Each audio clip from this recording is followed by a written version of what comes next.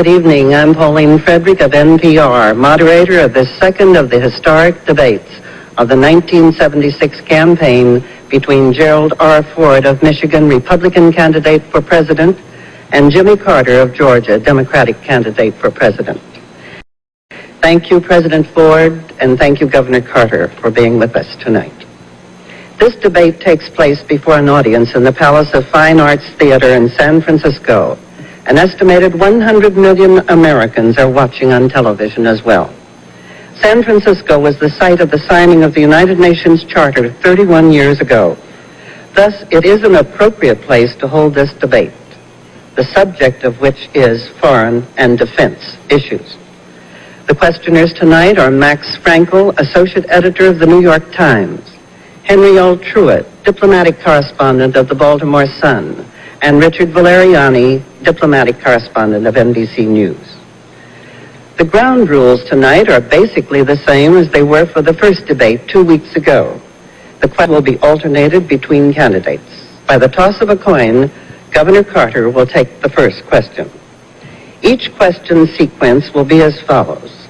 The question will be asked, and the candidate will have up to 3 minutes to answer. His opponent will have up to 2 minutes to respond. And prior to the response, the questioner may ask a follow-up question to clarify the candidate's answer when necessary, with up to 2 minutes to reply. Each candidate will have 3 minutes for a closing statement at the end. President Ford and Governor Carter do not have notes or prepared remarks with them this evening, but they may take notes during the debate and refer to them. Mr. Frankel, you have the first question for Governor Carter. Governor, since the Democrats last ran our foreign policy, including many of the men who are advising you, the country has been relieved of the Vietnam agony and the military draft. We've started arms control negotiations with the Russians. We've opened relations with China. We've arranged a disengagement in the Middle East. We've regained influence with the Arabs without deserting Israel. Now maybe we've even begun a process of peaceful change in Africa. Now, you've objected in this campaign to the style with which much of this was done, and you've mentioned some other things that you think ought to have been done. But do you really have a quarrel with this Republican record? Would you not have done any of those things? Well, I think this Republican administration has been almost all style and spectacular and not substance.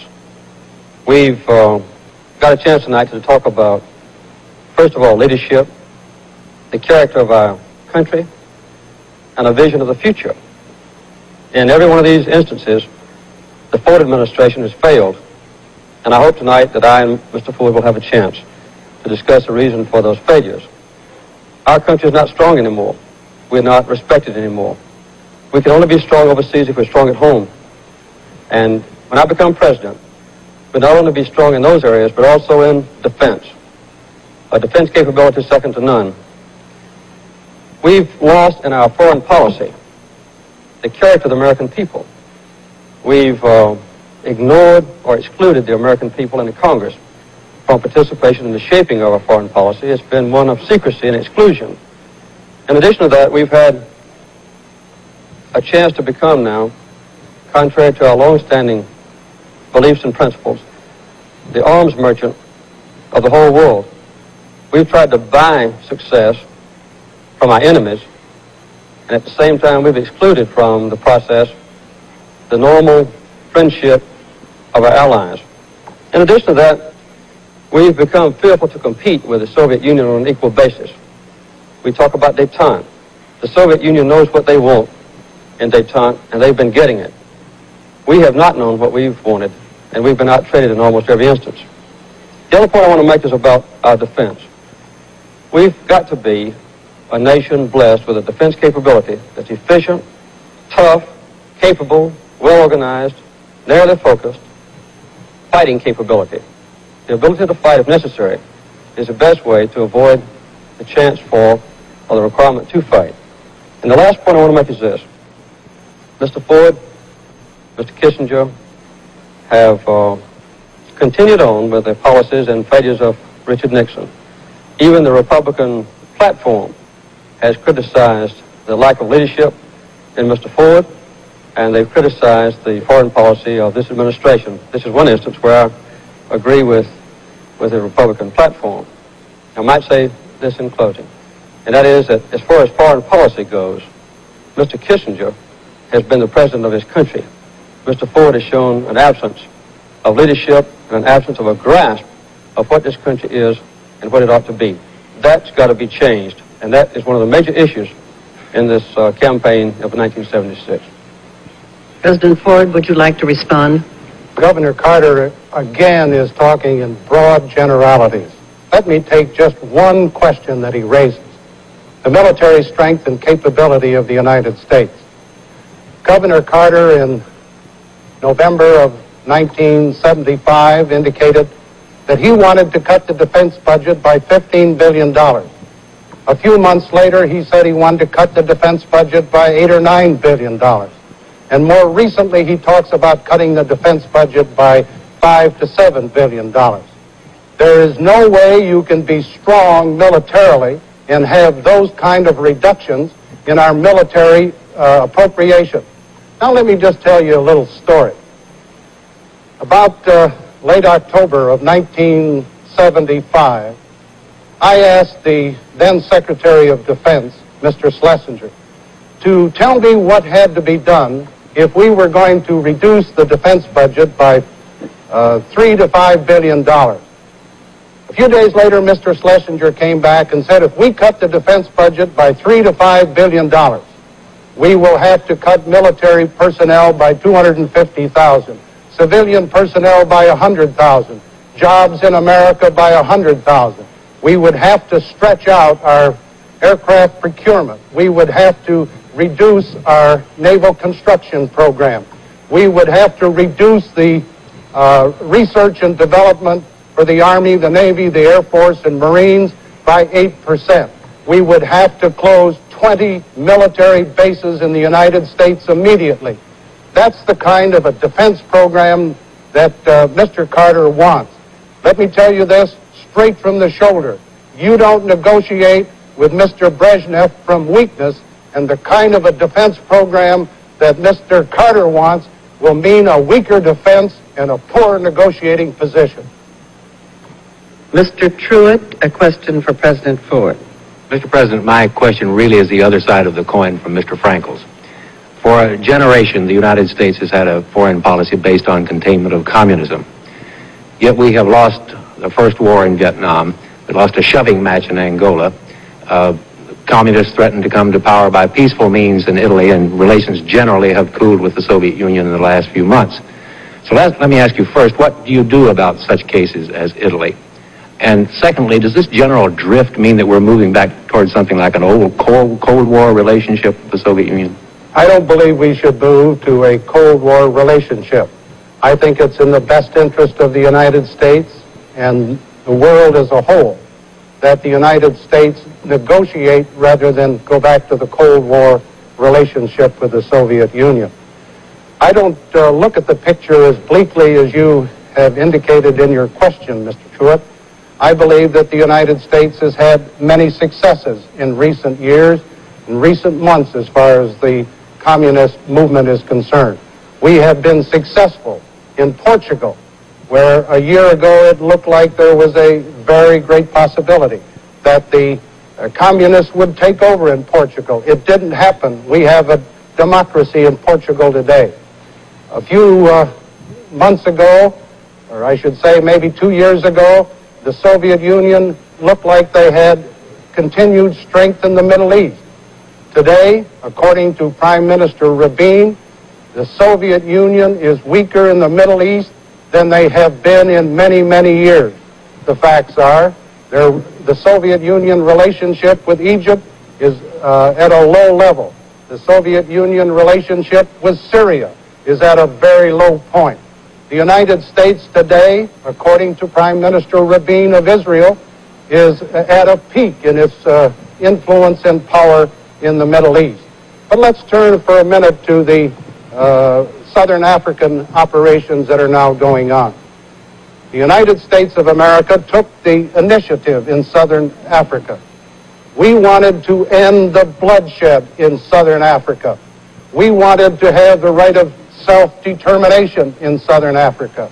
We wanted to have majority rule with the full protection of the rights of the minority. We wanted to preserve human dignity in Southern Africa. We have taken the initiative, and in Southern Africa today, the United States is trusted by the black frontline nations and black Africa. The United States is trusted by the other elements in Southern Africa. The United States foreign policy under this administration has been one of progress and success. And I believe that instead of talking about Soviet progress, we can talk about American successes. And may I make an observation, part of the question you asked, Mr. Truitt? I don't believe that it's in the best interest of the United States and the NATO nations to have a communist government in NATO.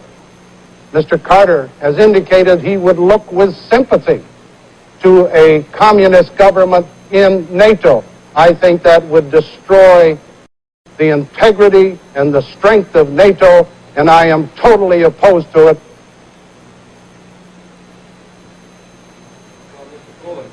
Unfortunately, I just made a statement that's not true. I have never advocated a communist government for Italy. That would obviously be a ridiculous thing for anyone to do who wanted to be president of this country. I think that this is an instance of deliberate distortion, and this has occurred also in the question about defense.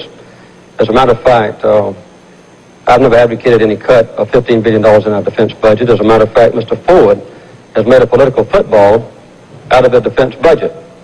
About a year ago, he cut the Pentagon budget $6.8 billion. After he fired James Schlesinger, the political heat got so great that he added back $1 billion. When Ronald Reagan won the Texas primary election, Mr. Ford added back another $1.5 billion. Immediately before the Kansas City Convention, he added back another $1.8 billion in the defense budget.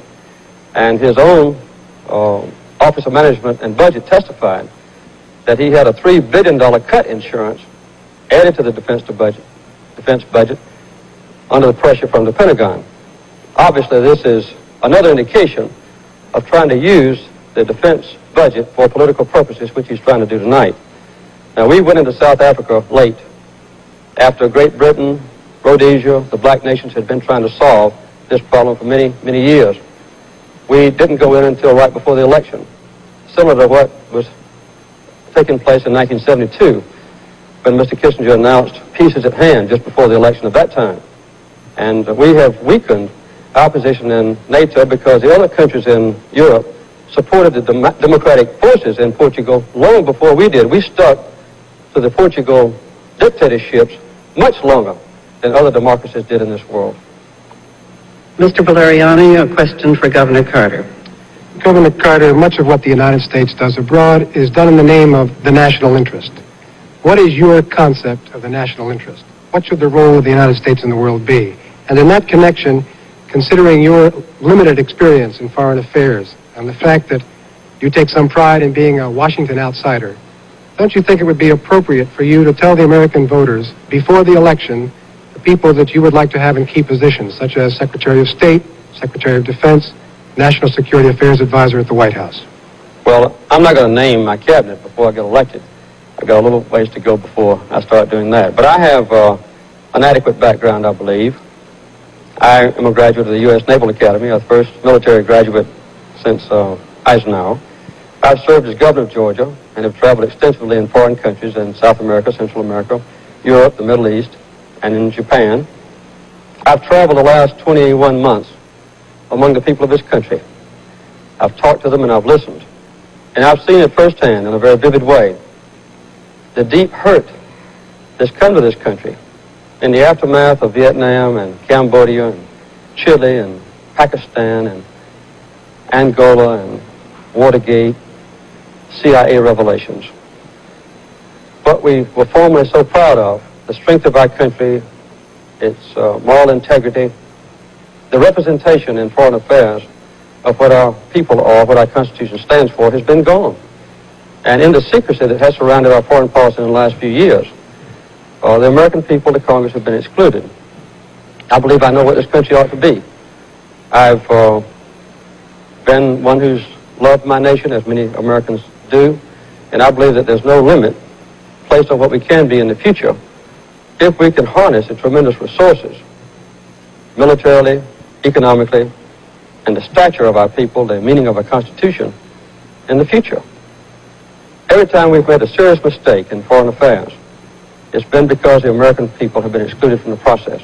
If we can just tap the intelligence and ability, the sound common sense, and the good judgment of the American people, we can once again have a foreign policy to make us proud instead of ashamed. And I'm not going to exclude the American people from that process in the future, as Mr. Ford and Kissinger have done. This is what it takes to have a sound foreign policy.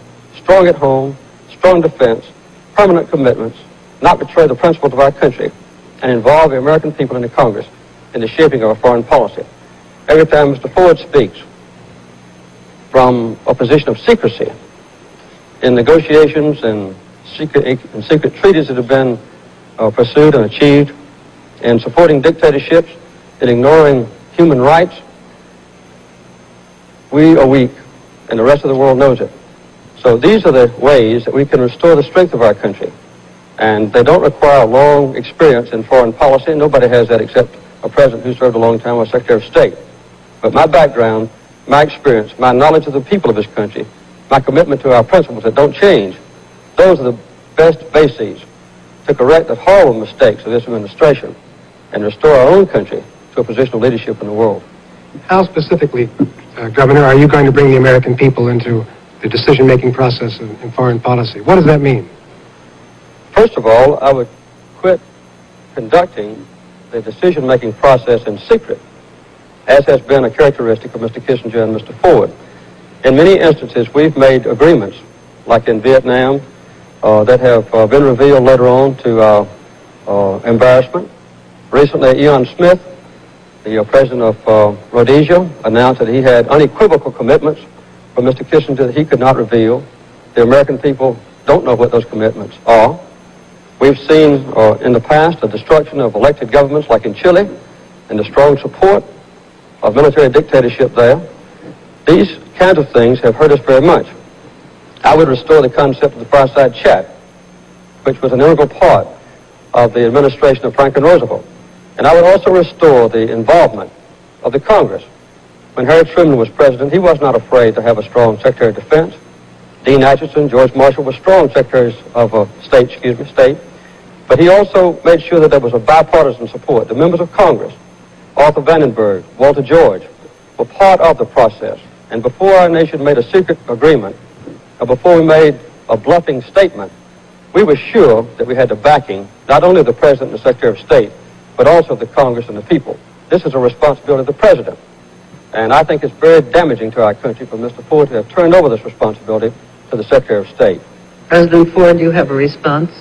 Governor Carter again contradicts himself. He complains about secrecy, and yet he is quoted as saying that in the attempt to find a solution in the Middle East, that he would hold unpublicized meetings with the Soviet Union, I presume for the purpose of imposing a settlement on Israel and the Arab nations. But let me talk just a minute about what we've done to avoid secrecy in the Ford administration. After the United States took the initiative in working with Israel and with Egypt and achieving the Sinai II agreement, and I'm proud to say that not a single Egyptian or Israeli soldier has lost his life since the signing of the Sinai agreement. But at the time that I submitted the Sinai agreement to the Congress of the United States, I submitted every single document that was applicable to the Sinai II agreement. It was the most complete documentation by any president of any agreement signed by a president on behalf of the United States.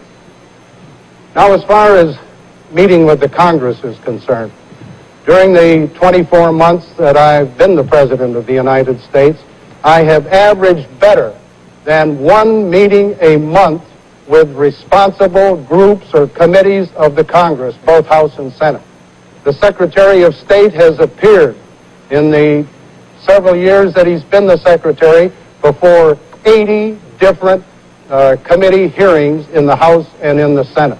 The Secretary of State has made better than 50 speeches all over the United States explaining American foreign policy. I have made myself at least 10 speeches in various parts of the country where I have discussed with the American people defense and foreign policy. Mr. Frankel, a question for President Ford. Mr. President, I'd like to explore a little more deeply our relationship with the Russians.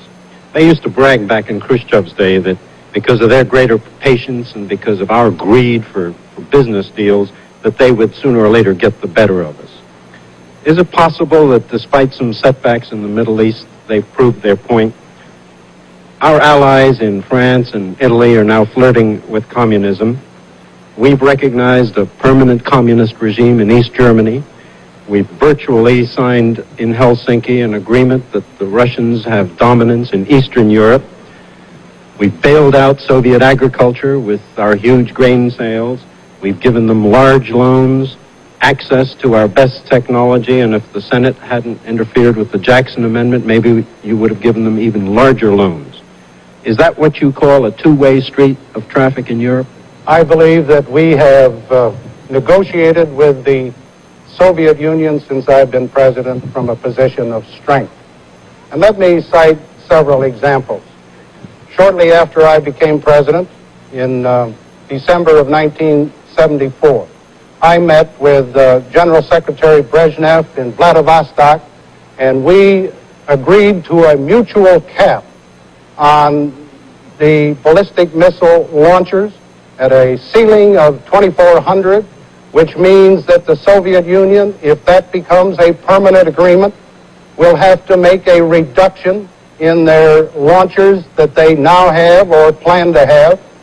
I negotiated at Vladivostok with Mr. Brezhnev a limitation on the MIRVing of their ballistic missiles at a figure of 1320, which is the first time that any president has achieved a cap either on launchers or on MIRVs. It seems to me that we can go from there to the grain sales. The grain sales have been a benefit to American agriculture.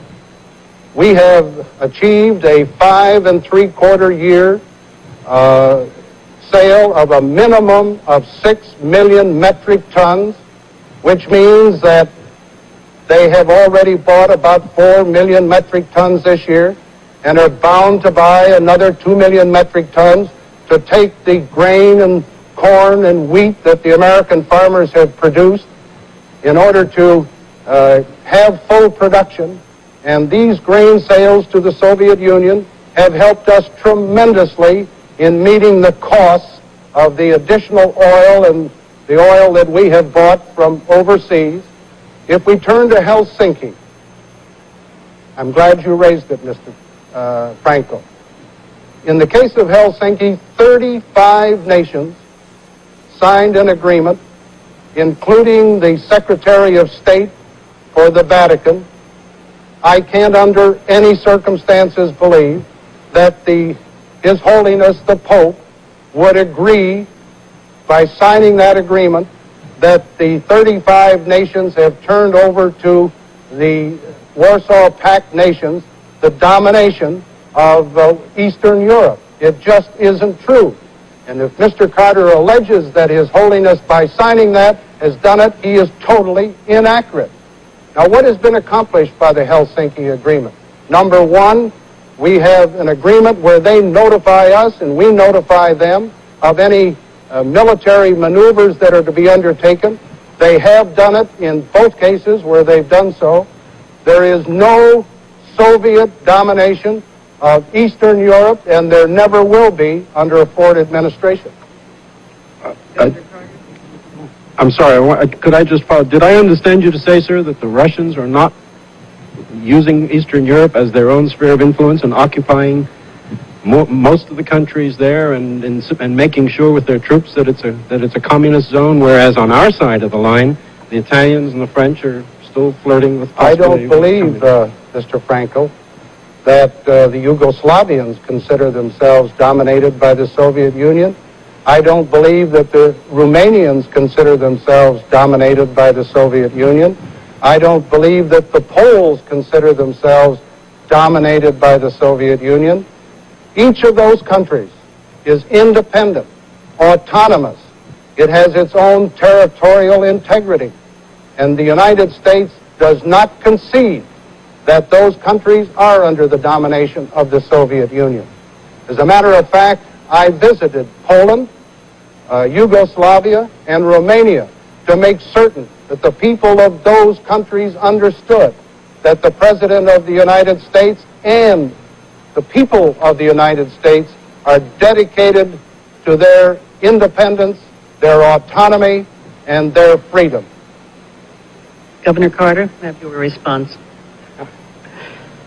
Well, in the first place, I'm not criticizing His Holiness the Pope. I was talking about Mr. Ford. The fact is that secrecy has surrounded the decisions made by the Ford administration. In the case of the Helsinki Agreement, it may have been a good agreement at the beginning, but we have failed to enforce the so-called Basket 3 part, which ensures the right of people to migrate, to join their families, to be free, to speak out. The Soviet Union is still jamming Radio Free Europe. Radio Free Europe is being jammed. We've also seen a very serious problem with the so-called Sonnenfeld document, which apparently Mr. Ford has just endorsed, which said that there's an organic linkage between the Eastern European countries and the Soviet Union. And I would like to see Mr. Ford convince the Polish Americans and the Czech Americans and the Hungarian Americans in this country that those countries don't live under the domination and supervision of the Soviet Union behind the Iron Curtain. We also have seen Mr. Ford exclude himself from access to the public. He hasn't had a tough cross-examination type press conference in over 30 days. One press conference he had without sound.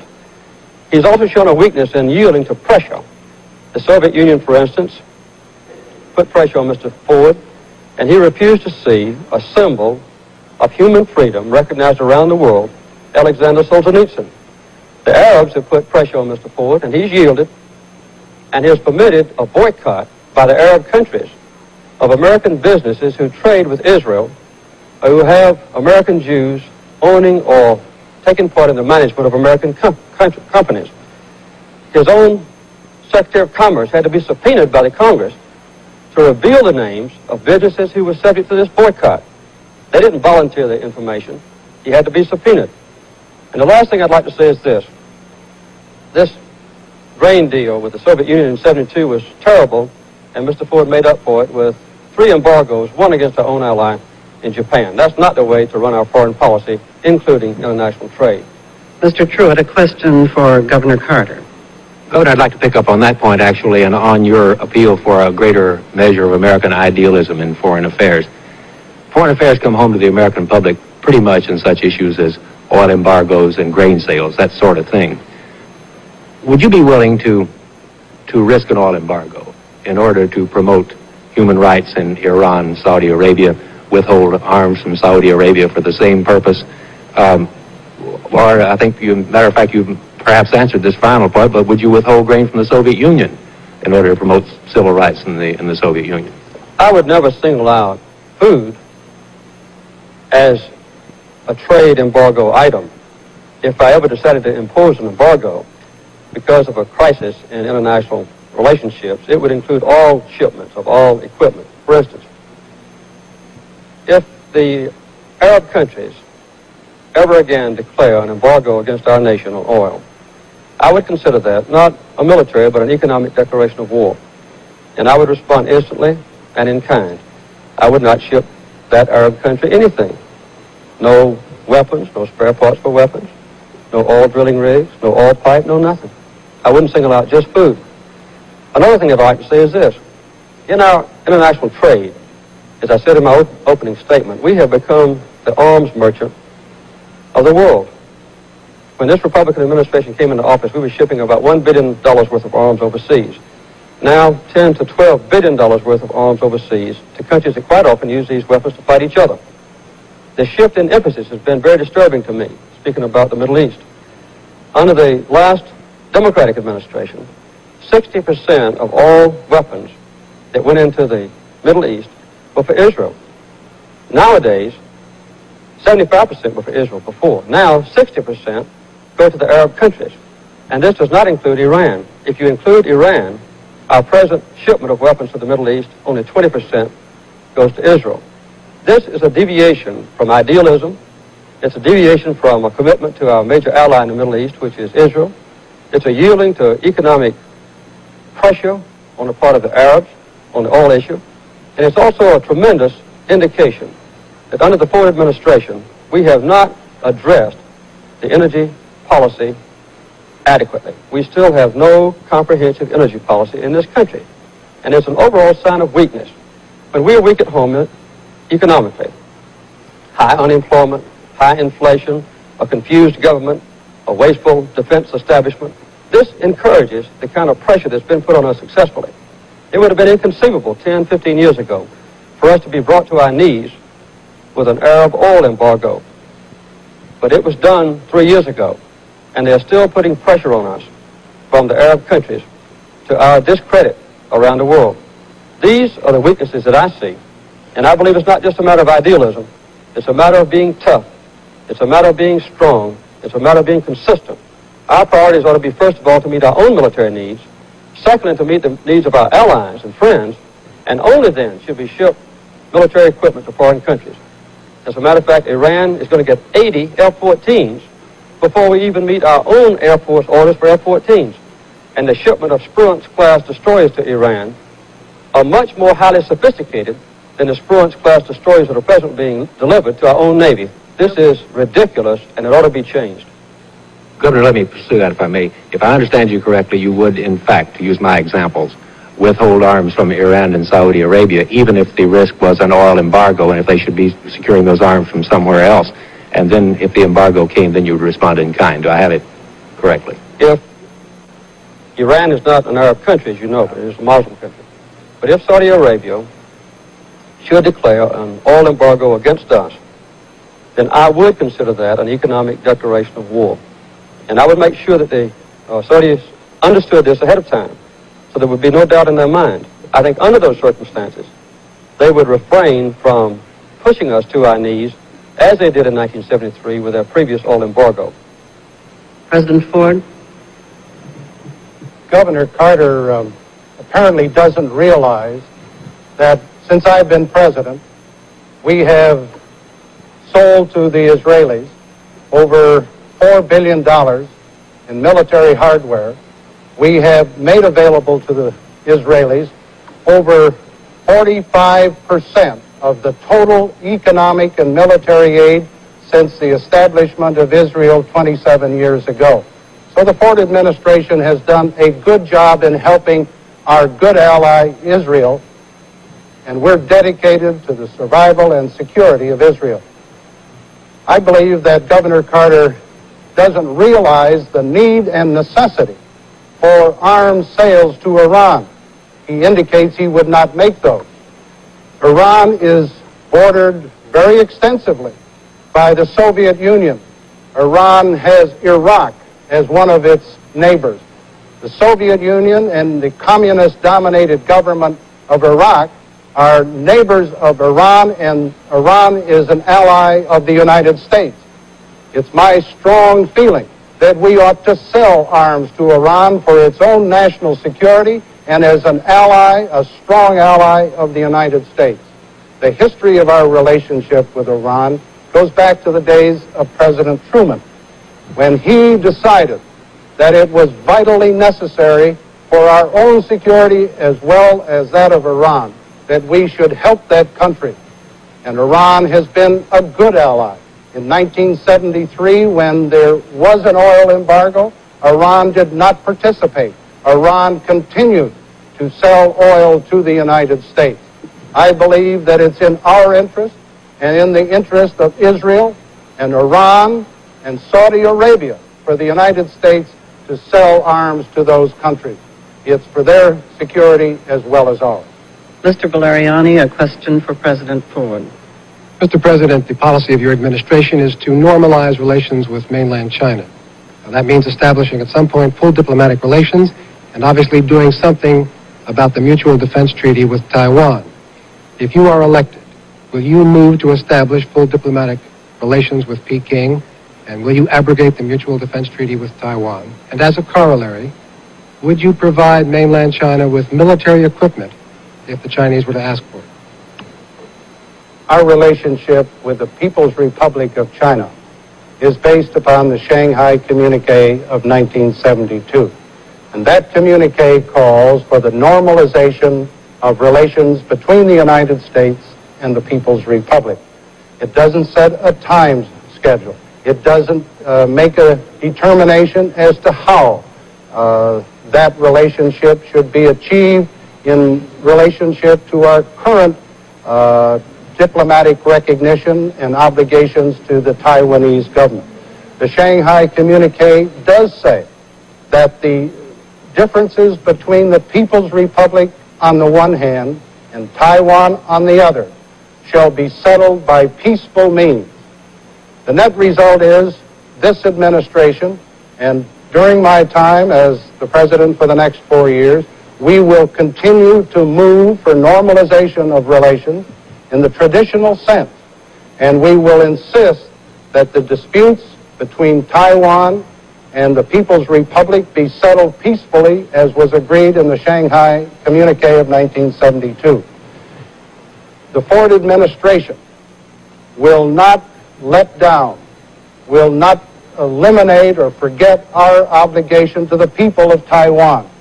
We feel that there must be a continued obligation to the people, to some 19 or 20 million people in Taiwan.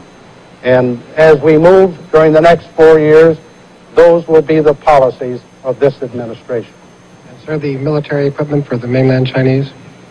There is no policy of this government to give to the People's Republic or to sell to the People's Republic of China military equipment. I do not believe that we, the United States, should sell, give, or otherwise transfer military hardware to the People's Republic of China or any other communist nation such as the Soviet Union and the like. Governor Carter? Well, I'd like to go back just one moment to the previous question where Mr. Ford, I think, confused the issue by trying to say that we are shipping Israel 40% of our aid. As a matter of fact, during this current year, we are shipping Iran, have contracted to ship to Iran about $7.5 billion worth of arms, and also to Saudi Arabia about $7.5 billion worth of arms. Also in 1995, we almost brought Israel to their knees after the Yom Kippur War by the so-called reassessment of our relationship to Israel. We, in effect, tried to make Israel the scapegoat for the problems in the Middle East. And this weakened our relationships with Israel a great deal and put a cloud on the total commitment that our people feel toward the Israelis. There ought to be a clear, unequivocal commitment without change to Israel. In the Far East, I think we need to continue to be strong. And I would certainly pursue the normalization of relationships with the People's Republic of China. We opened up a great opportunity in 1972, which has pretty well been frittered away under Mr. Ford. That ought to be a constant inclination toward friendship. But I would never let that friendship with the People's Republic of China stand in the way of the preservation of the independence and freedom of the people on Taiwan. Mr. Frankel, a question for Governor Carter. Governor, we always seem in our elections, and maybe in between too, to argue about who can be tougher in the world. Give or take a few $1 billion, give or take one weapon systems, our leading politicians, and I think you two gentlemen, seem to settle roughly on the same strategy in the world at roughly the same Pentagon budget cost. How bad do things have to get in our own economy? Or how much backwardness and hunger would it take in the world to persuade you that our national security and our survival required very drastic cutbacks in arms spending and dramatic new efforts in other directions? Well, always in the past, we've had an ability to have a strong defense and also to have a strong domestic economy, and also to be strong in our reputation and influence within the community of nations. These characteristics of our country have been endangered under Mr. Ford. We are no longer respected. In a showdown vote in the United Nations or in any other international council, we are lucky to get 20% of the other nations to vote with us. Our allies feel that we've neglected them. The so-called Nixon shocks against Japan have weakened our relationships there. Under this administration, we've also had an inclination to keep separate the European countries, thinking that if they are separate, then we can dominate them and proceed with our secret, Lone Ranger type diplomatic efforts. I would also like to point out that we in this country have let our economy go down the drain. The worst inflation since the Great Depression, the highest unemployment of any developed nation of the world. We have a higher unemployment rate in this country than Great Britain, than West Germany. Our unemployment rate is twice as high as it is in Italy. It's 3 or 4 times as high as it is in Japan. And that terrible circumstance in this country is exported overseas. We comprise about 30% of the world's economic, trade, power, influence. And when we're weak at home, weaker than all our allies, that weakness weakens the whole free world. So strong economy is very important. Another thing that we need to do is to reestablish the good relationships that we ought to have between the United States and our natural allies and friends. They have felt neglected. And using that base of strength, and using the idealism, the honesty, the predictability, the commitment, the integrity of our own country, that's where our strength lies. And that would permit us to deal with a developing nation in a position of strength. Under this administration, we've had a continuation of the so-called balance of power politics, where everything is looked on as a struggle between us on the one side, the Soviet Union on the other. Our allies, the smaller countries, get trampled in the rush. What we need is to try to seek individualized bilateral relationships with countries, regardless of their size, and to establish world order politics, which means that we want to preserve peace through strength. We also want to revert back to the stature and the respect that our country had in previous administrations. Now, I can't say when this can come, but I can guarantee you it will not come if Gerald Ford is reelected and this present policy is continued. It will come if I'm elected. If I hear you right, sir, you're saying guns and butter both, but President Johnson also had trouble keeping up both Vietnam and his domestic programs. I was really asking, when do the needs of the cities and our own needs and those of other backward and even more needy countries and societies around the world take precedence over some of our military spending? Ever? Well, let me say very quickly that under President Johnson, in spite of the massive investment in the Vietnam War, he turned over a balanced budget to Mr. Nixon. The unemployment rate was less than 4%. The inflation rate under Kennedy and Johnson was about 2%, 1/3 what it is under this administration. So we did have at that time, with good management, the ability to do both. I don't think anybody can say that Johnson and Kennedy neglected the poor and the destitute people in this country all around the world.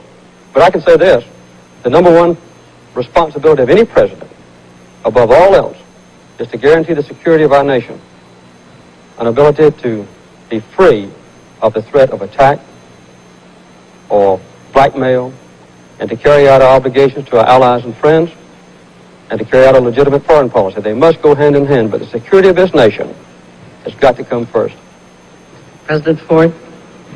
Let me say very categorically, you cannot maintain the security and the strength of the United States with the kind of defense budget cuts that Governor Carter has indicated. In 1975, he wanted to cut the budget $15 billion. He's now down to a figure of $5 to $7 billion. Reductions of that kind will not permit the United States to be strong enough to deter aggression and maintain the peace. Governor Carter apparently doesn't know the facts. As soon as I became president, I initiated meetings with the NATO heads of state and met with them in Brussels to discuss how we could improve the defense relationship in Western Europe. In November of 1975, I met with the leaders of the 5 industrial nations in France for the purpose of seeing what we could do acting together to meet the problems of the coming recession. In Puerto Rico this year, I met with 6 of the leading industrial nations' heads of state to meet the problem of inflation so we would be able to solve it before it got out of hand. I have met with the heads of government bilaterally as well as multilaterally. Our relations with Japan have never been better. I was the first United States president to visit Japan. And we had the Emperor of Japan here this past year, and the net result is Japan and the United States are working more closely together now than at any time in the history of our relationship. You can go around the world, and let me take Israel for example. Just recently, President Rabin said that our relations were never better. Mr. Truitt, a question for President Ford. Mr. President, you referred earlier to your meeting with Mr. Brezhnev at Vladivostok in 1974. You agreed on that occasion to try to achieve another strategic arms limitation, SALT agreement, within the year. Nothing happened in 1975, or not very much publicly at least, and those talks are still dragging in. Things got quieter as the current season approached. Is there a bit of politics involved there, perhaps on both sides, or perhaps more important, are interim weapons developments, and I'm thinking of such things as the cruise missile and the Soviet SS-20 intermediate range rocket, making SALT irrelevant, bypassing the SALT negotiations? First, we have to understand that SALT I expires October 3rd, 1977. Mr. Brezhnev and I met in Vladivostok in December of 1974 for the purpose of trying to take the initial steps so we could have a SALT II agreement that would go to 1985. As I indicated earlier, we did agree on a 2,400 limitation on launchers of ballistic missiles. That would mean a cutback in the Soviet program. It would not interfere with our own program. At the same time, we put a limitation of 1,320 on MIRVs.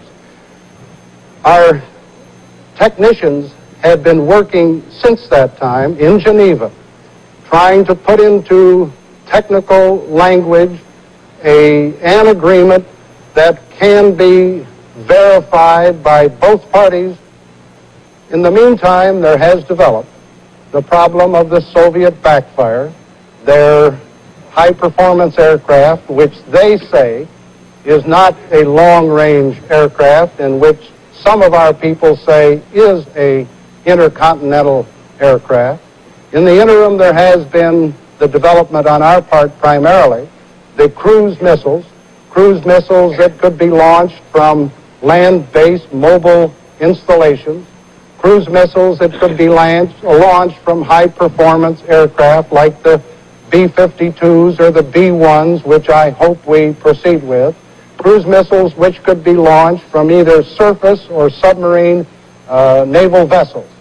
Those gray area weapon systems are creating some problems in the agreement for SALT II negotiation. But I can say that I am dedicated to proceeding, and I met just last week with the foreign minister of the Soviet Union, and he indicated to me that the Soviet Union was interested in narrowing the differences and making a realistic and a sound compromise. I hope and trust in the best interest of both countries and in the best interest of all people throughout this globe that the Soviet Union and the United States can make a mutually beneficial agreement. Because if we do not, and SALT I expires on October 3, 1977, you will unleash again an all-out nuclear arms race with the potential of a nuclear holocaust of unbelievable dimensions. So it's the obligation of the President to do just that, and I intend to do so. Mr. President, let me follow that up by I'll submit that the cruise missile adds a whole new dimension to the arms competition. And then cite a statement by your office to the Arms Control Association a few days ago in which you said that the cruise missile might eventually be included in a comprehensive arms limitation agreement, but that in the meantime it was an essential part of the American strategic arsenal. Now, may I assume from that you're tending to exclude the cruise missile from the next SALT agreement, or is it still negotiable in that context? I believe that the cruise missile we are now developing in research and development across the spectrum, from air, from the sea, or from the land, can be included within a SALT II agreement. They are a new weapon system that has a great potential, both conventional and nuclear armed. At the same time, we have to make certain that the Soviet Union's backfire, which they claim is not an intercontinental aircraft, and which some of our people contend is, must also be included if we are to get the kind of an agreement which is in the best interest of both countries. And I really believe that it's far better for us and for the Soviet Union, and more importantly for the people around the world, that these two superpowers find an answer for a SALT II agreement before October 3, 1977. I think goodwill on both parts, hard bargaining by both parties, and a reasonable compromise will be in the best interest of all parties. Governor Carter? Well, Mr. Ford acts like he's running for president for the first time. He's been in office 2 years, and there has been absolutely no progress made toward a new SALT agreement. He has learned the date of the expiration of SALT I, apparently. We've seen in this world a development of a tremendous threat to us. As a nuclear engineer myself, I know the limitations and capabilities of atomic power. I also know that as far as the human beings on this earth are concerned, that the non-proliferation of atomic weapons is number one. Only the last few days, with the election approaching, has Mr. Ford taken any interest in a non-proliferation movement. I advocated last May in a speech at the United Nations that we move immediately as a nation to declare a complete moratorium on the testing of all nuclear devices, both weapons and peaceful devices, that we not ship any more atomic fuel to a country that refuses to comply with strict controls over the waste which can be reprocessed into explosives.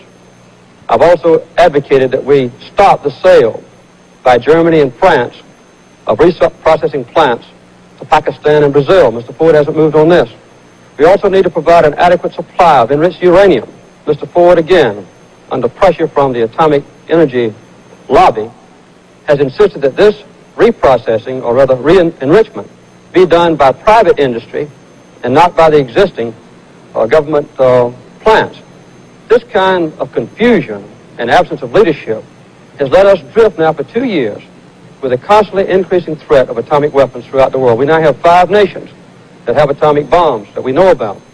If we continue under Mr. Ford's policy, by 1985 or 90, we'll have 20 nations that have the capability of exploding atomic weapons.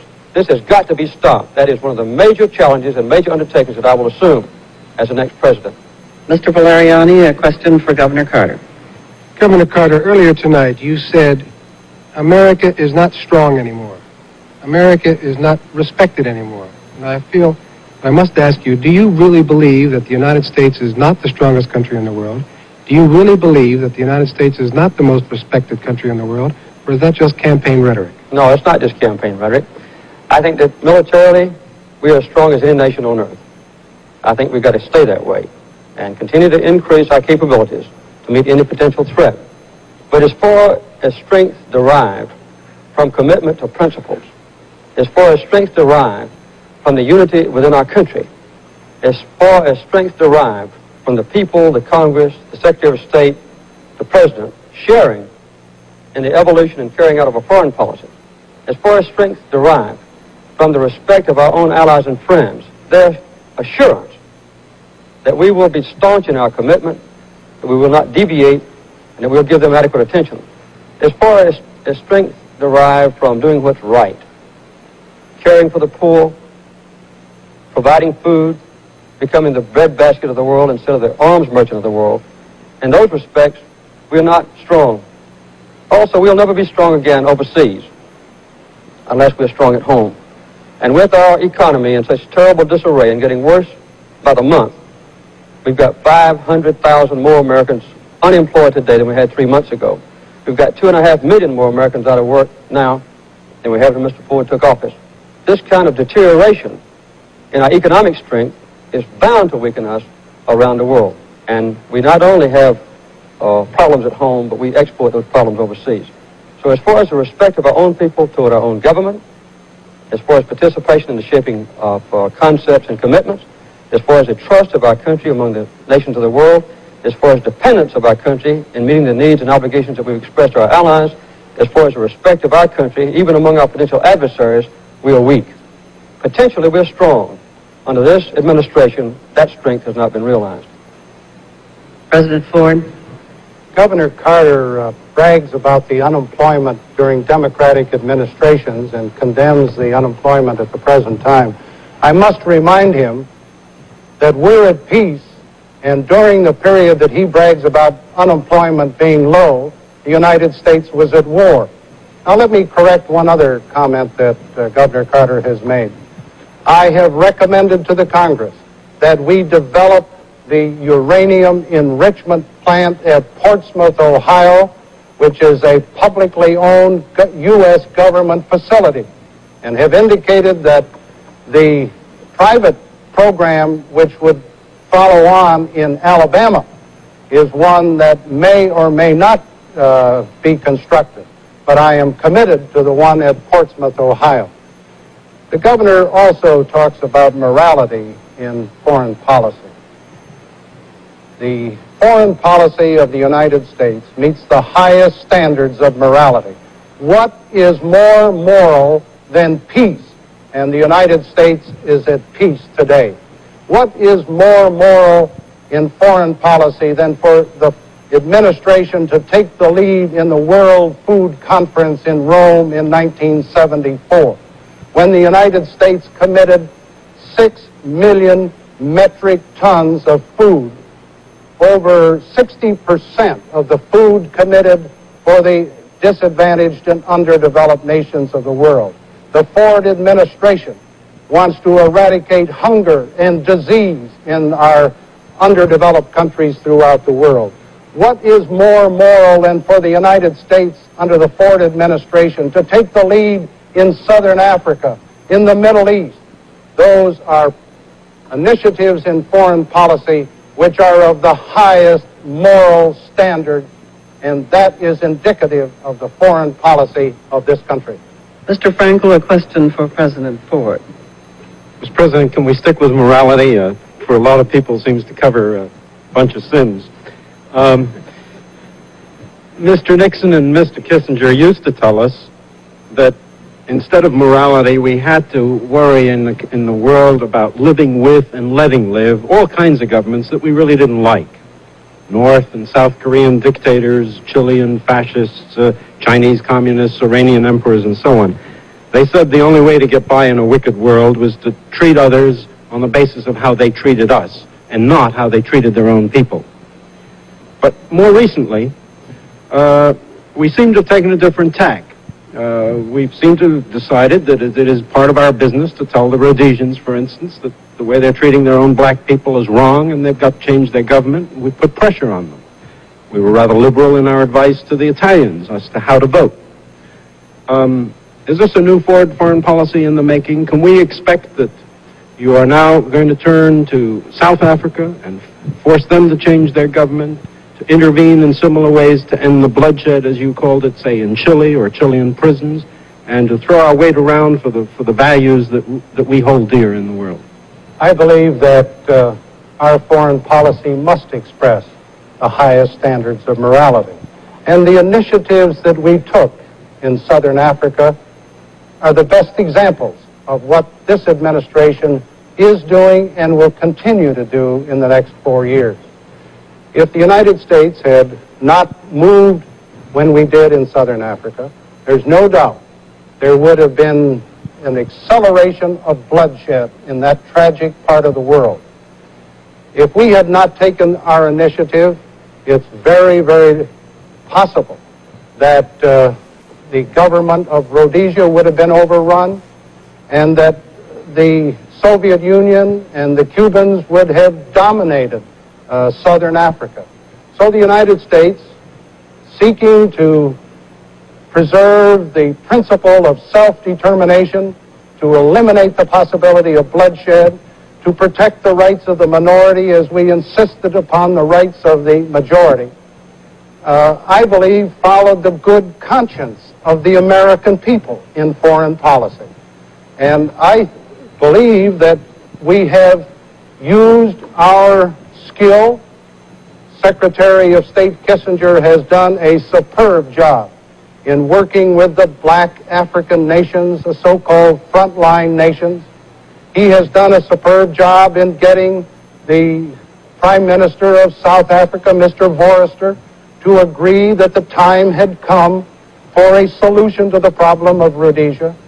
Secretary Kissinger, in his meeting with Prime Minister Smith of Rhodesia, was able to convince him that it was in the best interests of whites as well as blacks in Rhodesia to find an answer for a transitional government and then a majority government. This is a perfect example of the kind of leadership that the United States under this administration has taken. And I can assure you that this administration will follow that high moral principle in our future efforts in foreign policy, including our efforts in the Middle East, where it is vitally important because the Middle East is the crossroads of the world. There have been more disputes, and it's an area where there's more volatility than any other place in the world. But because Arab nations and the Israelis trust the United States, we were able to take the lead in the Sinai II agreement. And I can assure you that the United States will have the leadership role in moving toward a comprehensive settlement of the Middle Eastern problems, I hope and trust, as soon as possible. And we will do it with the highest moral principle. Mr. President, just clarify one point. There are lots of majorities in the world that feel they're being pushed around by minority governments. And are you saying they can now expect to look to us for not just good cheer, but throwing our weight on their side in South Africa or on Taiwan or in Chile to help change their governments as in Rhodesia? I would hope that as we move to one area of the world from another, and the United States must not spread itself too thinly. That was one of the problems that helped to create the circumstances in Vietnam. But as we, as a nation, find that we are asked by the various parties, either one nation against another, or individuals within a nation, that the United States will take the leadership and try to resolve the differences. Let me take South Korea as an example. I have personally told President Pak that the United States does not condone the kind of repressive measures that he has taken in that country. But I think in all fairness and equity, we have to recognize the problem that South Korea has. On the north, they have North Korea with 500,000 well-trained, well-equipped troops. They are supported by the People's Republic of China. They are supported by the Soviet Union. South Korea faces a very delicate situation. Now, the United States, in this case, this administration, has recommended a year ago, and we have reiterated it again this year, that the United States, South Korea, North Korea, and the People's Republic of China sit down at a conference table to resolve the problems of the Korean Peninsula. This is a leadership role that the United States under this administration is carrying out.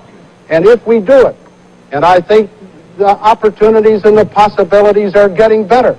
We will have solved many of the internal domestic problems that exist in South Korea at the present time.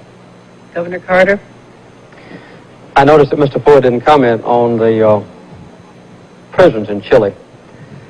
This is a typical example, maybe of many others, where this administration overthrew an elected government and helped to establish a military dictatorship.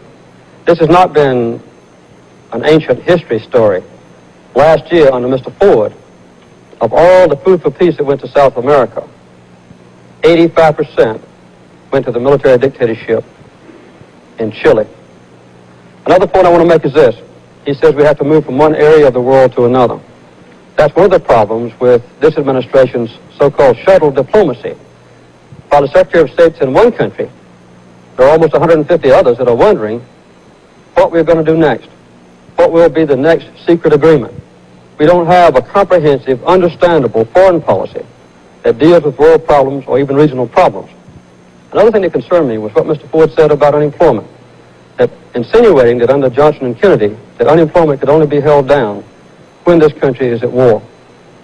Karl Marx said that the free enterprise system in a democracy can only continue to exist when they are at war or preparing for war. Karl Marx was a grandfather of communism. I don't agree with that statement. I hope Mr. Ford doesn't either. He has put pressure on the Congress, and I don't believe Mr. Ford would even deny this, to hold up on non-proliferation legislation until the Congress agreed for an $8 billion program for private industry to start producing enriched uranium. And the last thing I want to make is this. He talks about peace, and I'm thankful for peace. We were peaceful when Mr. Ford went into office, but he and Mr. Kissinger and others tried to start a new Vietnam and Angola, and it was only the outcry of the American people and the Congress when this secret deal was discovered that prevented our renewed involvement in that conflagration which was taking place there. Gentlemen, I'm sorry to say we do not have time enough for two complete sequences of questions. We now have only 12 minutes left. Therefore, I would like to ask for shorter questions and shorter answers. And we also will drop the follow-up question. Each candidate may still respond, of course, to the other's answer. Mr. Truitt, question for Governor Carter. Governor Carter, before this event, the most communications I received concerned Panama. Would you, as president, be prepared to sign a treaty which, at a fixed date, yielded administrative and economic control of the canal zone and shared defense, which, as I understand it, is the position the United States took in 1974? Well, here again, the Panamanian question is one that's been confused by Mr. Ford. He had directed his diplomatic representative to yield to the Panamanians full sovereignty over the Panama Canal Zone at the end of a certain period of time. When Mr. Reagan raised this question in Florida, Mr.